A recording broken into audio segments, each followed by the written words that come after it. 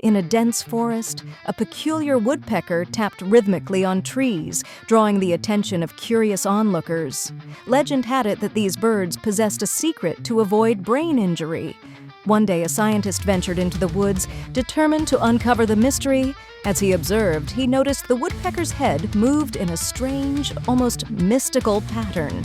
Suddenly, the bird paused, turned to the scientist, and whispered, "It's not the trees we peck, but the secrets we keep." The scientist realized the woodpecker's secret was not physical, but a profound connection to nature's wisdom.